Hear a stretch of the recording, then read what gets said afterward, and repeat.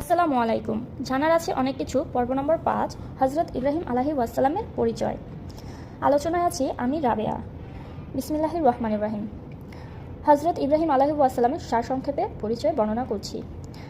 হজরত ইব্রাহিম আলাইহি ওয়াসাল্লাম কাফের বাচ্চা নমরুদের জনৈক দেহরক্ষী আজরের পুত্র। তৎকালে দেশের সকল লোকই বিভিন্ন মূর্তি পূজা করিত। বাচ্চা নমরুদকেই খোদা বলিয়া মান্য করিত। নাউজুবিল্লাহ। হজরত ইব্রাহিম আলাইহি ওয়াসাল্লাম মূর্তি পূজা মোটেই পছন্দ করিতেন না।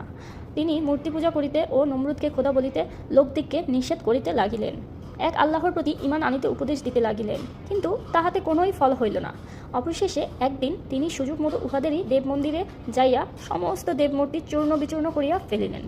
নমরুদ এই অপরাধের জন্য হজরত ইব্রাহিম আলাইহি ওয়াসাল্লামকে শাস্তি দিতে বিরাট এক অগ্নিকুণ্ড প্রস্তুত করিয়া উহার ভেতর তাহাকে নিক্ষেপ করিল।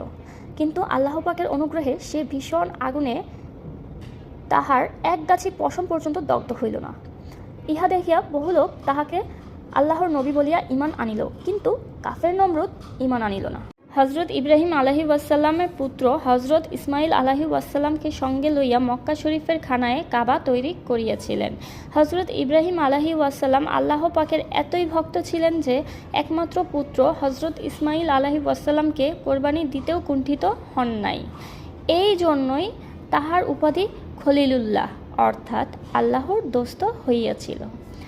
তাহার উপর আল্লাহ পাকের আদেশ স্বরূপ 10 সহিফা নাজিল হইয়াছিল। সুবহানাল্লাহ। ধন্যবাদ সবাইকে সুন্দর ভিডিওটি সম্পূর্ণ দেখার জন্য। আর আমার পেজে যদি আপনারা নতুন হয়ে থাকেন ফলো দিয়ে আমার সাথে থাকুন, অথবা সাবস্ক্রাইব করুন। ইউটিউব থেকে দেখলে আর ফেসবুক থেকে দেখলে ফলো দিয়ে পাশে থাকুন। ভিডিওটি শেয়ার করে দিন। আল্লাহ হাফেজ।